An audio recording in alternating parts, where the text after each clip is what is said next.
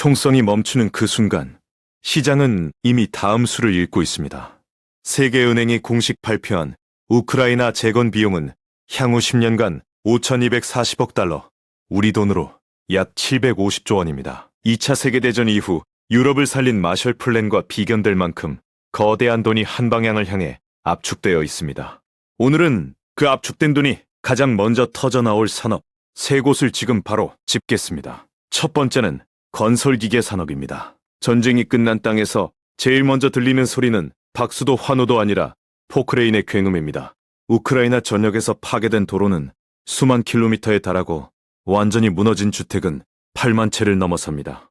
끊어진 교량은 수백 개이고 철도 노선 곳곳이 단절된 상태입니다. 여기서 결정적인 사실이 하나 있습니다. 전쟁 전 우크라이나 굴착기와 운반기계 시장에서 국내 대표 건설기계 두 기업의 합산 점유율이 30%에 달했습니다. 시장을 이미 장악했던 기업들이 전쟁으로 문이 닫힌 채 기다리고 있다는 뜻입니다. 문이 다시 열리는 순간 이 기업들이 가장 먼저 치고 들어갈 수 있는 위치에 있습니다. 교통 인프라 복구에만 책정된 예산은 78억 달러이고 주택 분야 재건 예산은 84억 달러로 더 크습니다. 건설기계 산업의 핵심 특성은 실제 공사가 시작되기 전에 기대감이 주가에 먼저 반영된다는 점입니다. 즉, 종전 소식이 퍼지는 그 순간부터 주가는 이미 뛰기 시작합니다. 실제로 2025년 트럼프 대통령의 종전 발언이 나올 때마다 국내 건설기계 관련 주가는 단기에 수십 %씩 급등과 급락을 반복했습니다. 이것이 시장이 이 산업을 얼마나 예민하게 주시하고 있는지를 보여줍니다. 2차 세계대전 이후 유럽 재건 과정에서 건설기계와 중장비 수요는 전전 수준보다 3배 이상 급증했고 이라크 전쟁 이후에도 건설기계 관련 기업들의 주가는 종전 확정 시점부터 단기 평균 40% 이상 뛰었습니다. 그런데 지금 우크라이나의 규모는 이라크와 비교 자체가 되지 않습니다. 한반도의 3배에 달하는 면적의 땅 전체를 새로 깔아야 하는 규모입니다. 국내 건설기계 기업들이 유럽과 미국 제품 대비 가격 경쟁력이 높고 납기 속도가 빠르다는 점은 입찰 경쟁에서 결정적인 무기가 됩니다. 이미 2년 전부터 일부 국내 기업들은 현지 파트너십을 조용히 체결하고 수주 대기 상태에 들어가 있습니다. 한 건설기계 기업은 2026년 매출 목표를 8조 7천억 원에서 9조 원으로 잡았습니다. 재건 수주가 본격화되면 이 숫자는 더 가파르게 올라갈 수 있습니다. 두 번째 폭등 산업은 에너지 인프라입니다. 집을 다시 세우려면 전기가 먼저 들어와야 합니다.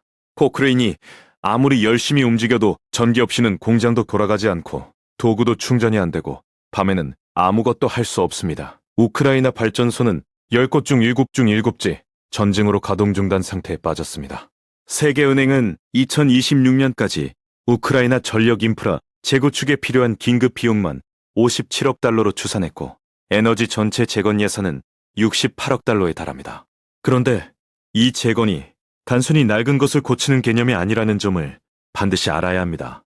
유럽연합은 우크라이나 재건을 통해 아예 친환경 에너지 중심의 차세대 전력망을 처음부터 새로 설계하겠다고 공식화했습니다.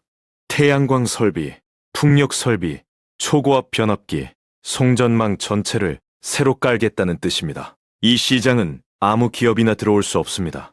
초고압 변압기와 전력 설비는 고도의 기술력과 이미 검증된 납품 실적이 없으면 입찰 자격조차 얻지 못합니다. 진입 장벽이 극도로 높다는 것은 반대로 그 장벽을 넘은 기업들에게 수요가 극도로 집중된다는 뜻이기도 합니다. 지금 이 자리에서 눈여겨볼 부분이 있습니다.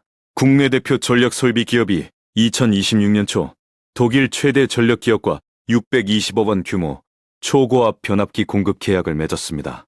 우크라이나 재건 논의가 본격화되기 전에 이미 유럽 전력망 시장에서 입지를 굳혀가고 있다는 증거입니다. 이 기업이 속한 그룹의 2025년 매출과 영업이익이 모두 사상 최대를 기록한 것은 우연이 아닙니다. 에너지 인프라는 건설기계보다 더 긴 호흡으로 더 큰 수익을 만들어냅니다. 건설기계는 잔해를 치우는 일이 끝나면 수요가 줄어들지만 전력망은 10년, 20년에 걸쳐 확장되고 유지보수되기 때문입니다. 전선이 끊겼던 마을에 다시 불이 들어오는 그 순간 이 기업들의 장부에는 지금까지 없던 숫자들이 새겨집니다. 세 번째 폭등 산업은 철강과 건설 자재입니다. 재건의 모든 것은 결국 철강과 시멘트에서 시작하고 끝납니다. 교량 하나를 세우려면 강철빔이 필요하고 도로를 깔려면 철근이 들어가고 공장을 짓는데도 철강 뼈대가 없으면 아무것도 세울 수 없습니다. 우크라이나 직접 피해액만 1,520억 달러로 추산되고 있으며 이 중 주택, 교통, 에너지, 산업 분야의 피해가 압도적입니다. 이 피해를 복구하는 과정에서 소요될 철강 수요는 수천만 톤 규모로 추산됩니다. 유럽 내 철강 공급만으로는 이 수요를 감당할 수 없다는 분석이 이미 증권가에서 나오고 있습니다. 2차 세계대전 이후 마셜 플랜 시기에 유럽의 철강과 석탄 생산은 전전 수준의 130%에서 140%까지 회복되었고 그 공급의 상당 부분을 미국과 아시아가 채웠습니다. 지금도 그 역할을 할 나라는 한국입니다.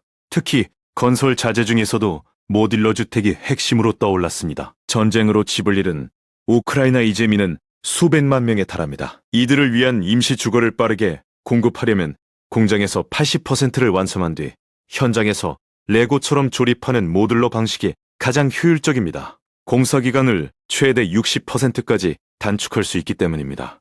국내 한대형 기업 그룹은 이미 2023년에 우크라이나 남부 도시에 모듈러 제조시설 설립 협약을 체결하고 전쟁이 끝나는 날을 기다리고 있습니다. 이 세 가지 산업이 공통적으로 가진 결정적인 특징이 하나 있습니다. 수요가 정치적 이유로 인위적으로 억눌려 있다가 종전 서명 하나에 모든 것이 동시에 폭발한다는 점입니다. 지금 이 압축된 수요가 얼마나 거대한지 실감이 안 되신다면 이렇게 생각해 보시기 바랍니다.